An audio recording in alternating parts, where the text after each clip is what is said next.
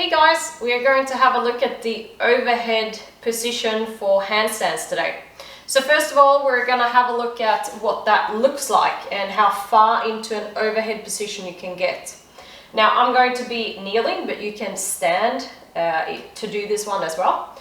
So what we want to have a look at is keeping the ribs down. We don't want to let those flare and arch the lower back as you do this. So be a bit strict on this. Keep this locked in, and then from here, bring the arms as far overhead as you can. And I would recommend taking a photo or a video of this just to see what that looks like for you. Now, if I were to only do this overhead motion with the help of the shoulder joint and get into as much shoulder flexion as I can without using my thoracic extension, it would look like this.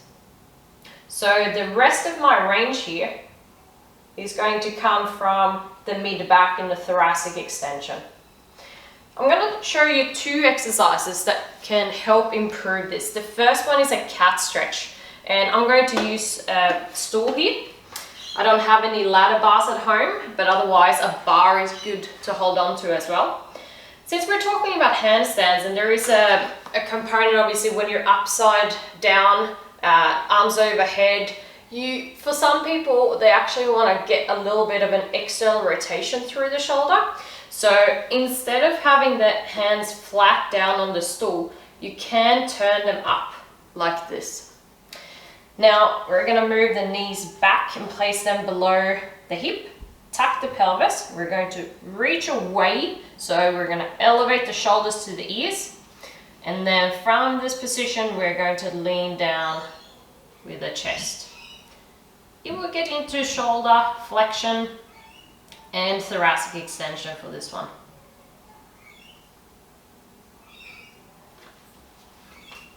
I would recommend staying in there for as long as you can sink into it and stay somewhat relaxed. You can also do contractions by pressing the arms down to the stool for about 5-10 seconds, and then release, take a breath, and try and sink a bit further. That's a good variation.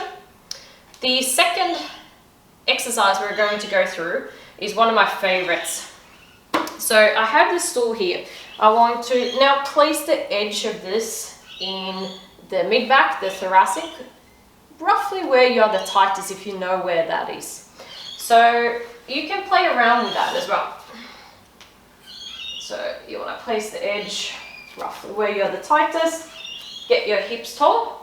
And then from here, you hold on to the edge. I wouldn't recommend trying to grab from the outside to start with. It's a bit harder, but go right back like this and then lock this position in. Now, I'm probably gonna need to move down a little bit more.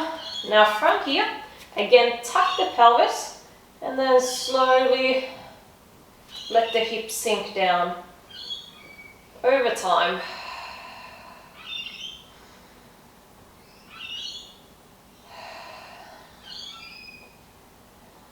You can also do a contraction here by pulling down like this with the help of your lats, like that. And you can keep doing that for 5-10 seconds. Come out, take a breath, and see if you can sink down more.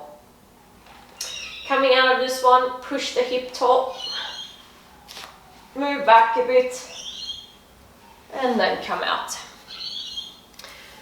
For some people, the handstand position is going to be dramatically improved if they can do this one before they do the handstands. For other people, they might get a little bit too loose doing these two, or if they do too much of it. So play around with it and see what works for you. For people that are quite tight in this overhead motion, they should definitely try this one before their handstand practice. Good luck.